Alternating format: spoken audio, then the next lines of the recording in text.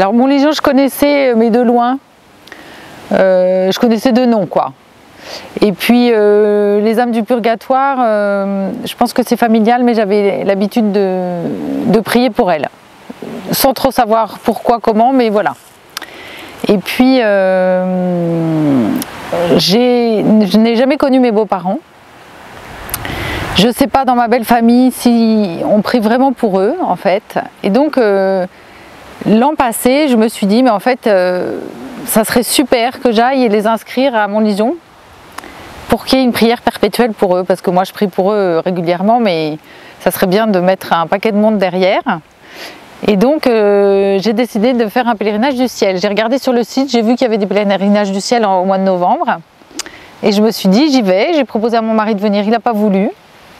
Je ne désespère pas de le ramener une fois, et donc j'ai pris ma voiture et j'ai fait 2 heures de route pour arriver jusqu'à Montligeon. Voilà, je suis arrivée pour la messe d'ouverture de ce pèlerinage du ciel. Alors ce qui est assez marrant, enfin moi j'ai vécu ça comme un vrai clin d'œil. Je ne captais rien à ma radio parce que c'est quand même dans un coin assez paumé, enfin pour moi. Et tout à coup je vois de loin l'église de Montligeon. Et à ce moment-là, je capte la radio et j'ai une chanson que j'ai retrouvée après, hein, une chanson de variété. Et les paroles de cette chanson, c'est « Si la vie avance, elle se termine un jour. Et moi, quand j'y pense, je suis remplie d'amour. » Incroyable. Donc je me suis dit, c'est bien, je suis accueillie à Montligeon, ça va bien se passer. Et voilà, j'ai passé vraiment une journée très belle, très apaisante.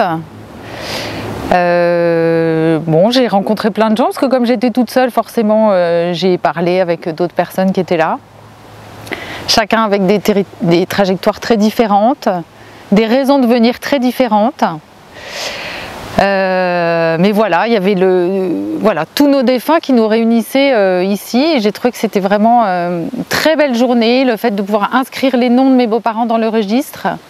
Voilà, c'est matériellement un geste que j'ai fait pour eux. Voilà, je me suis dit que je faisais quelque chose pour ma famille là, qui était importante, et je suis encore très apaisée de savoir que tous les jours en fait il y a une messe pour eux et pour tous ceux qui sont inscrits là-bas. Et je viens de perdre à nouveau un beau-frère là il y a quelques semaines. Et bien j'ai promis à ces filles que j'allais les emmener à un pèlerinage du ciel, parce que je trouve que c'est vraiment super c'est une vraie démarche de pouvoir inscrire son défunt là-bas, et de savoir qu'il y a ce sanctuaire un peu étonnant, un peu hors du monde, qui est consacré à ces âmes, en fait, à la prière pour ces âmes.